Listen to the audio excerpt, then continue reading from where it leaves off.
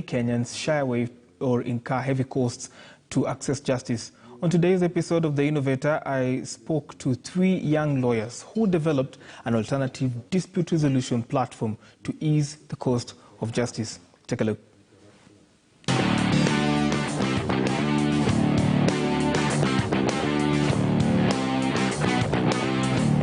They say justice delayed is justice denied. That has become the reality of many who find themselves shuttling along corridors of justice, hopping from one court to another in pursuit of justice. For instance, there were 35,000 pending cases when former Chief Justice David Maraga left office, compared to 300,000 cases when he took office. It is this backlog of cases that inspired Muirori Wanyoike, Josephine Wairimo, and Erastus Njaga to find better ways of seeking justice and other legal services. Together, they came up with Utatuzi Center, a web-based platform that allows clients meet lawyers and opt for alternative means of getting justice without necessarily going the mainstream legal way. If you look at Kenya, a lot of our disputes take some really long time. We have a backlog of 500,000 cases. You find a case taking up to 10 years, and some cases don't even need to take that long. You have expensive cases. So our solution is to try to address all those problems by combining alternative dispute resolution methods such as ADR, which basically includes mediation, conciliation, arbitration. Then on the other hand, adding technology to this mix to speed up and reduce costs and increase efficiency of the whole process. Despite being trained lawyers and advocates of the High Court of Kenya, the trio opted not to engage in litigation or any other practice of law and refocused their attention towards building a platform that provides alternative dispute resolution. Being trained lawyers, we get to see more or less the worst parts of the litigation system. We see its inefficiencies, we see its challenges, and then the question becomes, now considering you know that these challenges exist, what are you doing about it? You can't just say, no, we can't, there's nothing to do about it. Yes, there are a lot of things we can do about it. And then came COVID, which at some point, which forced basically the entire legal sector into the online space after having the industry resist technology for a very long time. So in a way, we were able to start at that point when COVID was coming in.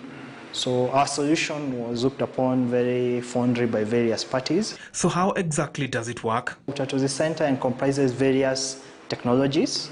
As part of Utatuzi Center, we have a large panel of dispute resolution professionals. We prefer having our own pre-qualified dispute resolution professionals. The moment we have about 100, with more in the pipeline, because we take our time approving new professionals. It's made up of a couple of different modules that work together to provide the optimum dispute resolution platform. We have a video conferencing platform, as I mentioned. We have a case management and tracking module, which is very useful for speeding up the processes. We incorporated a blockchain management system through smart contracts.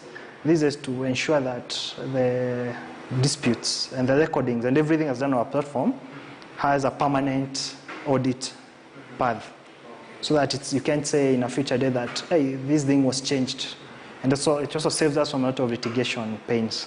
And how has the market been since launching last year? We targeted the business people, the SMEs, and maybe the corporates. But once we started marketing and reaching out to those businesses, we realized that even individuals are having the same issues. The lengthy and the expensive court litigation, so they equally preferred out of court resolution. Business model is divided in two. We have the subscription, the platform subscription, and then we have the platform usage fee. The platform subscription is divided into two, where we have the small entities, the SMEs, and the major corporates. Having just launched the product, a lot of challenges abound. One of the main challenges is the acceptance of legal technology in the country. People are worried and hesitant to get into. So you need a lot of persuasion, meetings, and even those people you are going to meet at the corporate level, they are not the ultimate decision maker. So you find that you are taking over 3 months to onboard even a single customer.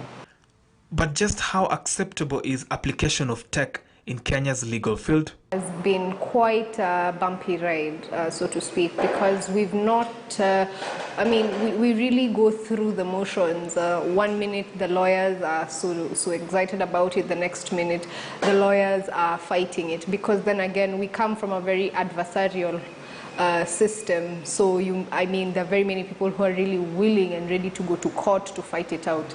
But I think there are other ways of doing it. So I feel like they could be your greatest enablers and they could also be your greatest downfall in the same breath.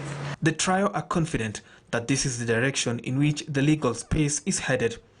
Already court processes are being transacted virtually, and so the trend is poised to only go up as ADR is more affordable, provides autonomy of parties, and is faster.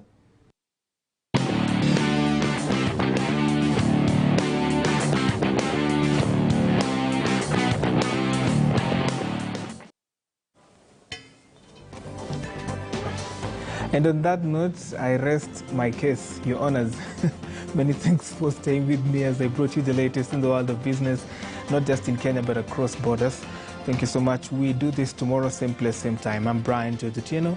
Enjoy the rest of your viewing.